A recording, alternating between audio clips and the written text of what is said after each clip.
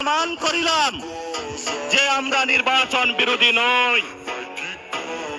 এখন সময় এসেছে শহীদ উসমান হাদী ভাইয়ের হত্যাকাণ্ডের বিচার করতে হবে। তৎকালীন সময়ে সংস্কারের নিয়ে বলা হয়েছিল, সংস্কার এবং নির্বাচন বিরোধী করার চেষ্টা চালানো হয়েছিল, ট্যাগ দেওয়া হয়েছিল ওরা নির্বাচন চায় না। আমরা তোমাদের চোখে আঙ্গুল দিয়ে দেখিয়েছি আমরাই বাংলাদেশে গণতন্ত্র চাই, তোমরা চাও ভোট ডাকাতি করতে। এখন সময় এসেছে, কোনো নয় ছয় চলবে না। সংস্কারে জনগণে যে হা ভোটে ম্যান্ডেট দিয়েছে দ্রুত বাস্তবায়ন করতে হবে।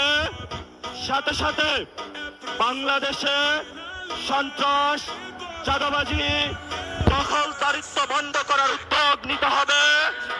এবং নির্বাচনের আগে আমরা এই বাইতুল মোকাররমে দাঁড়িয়ে একটি প্রটেস্ট করেছিলাম।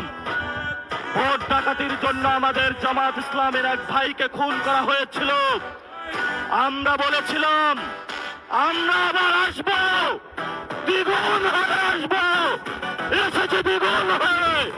আমাদের ভাইয়ের হত্যার বিচার বুঝে নিতে হবে।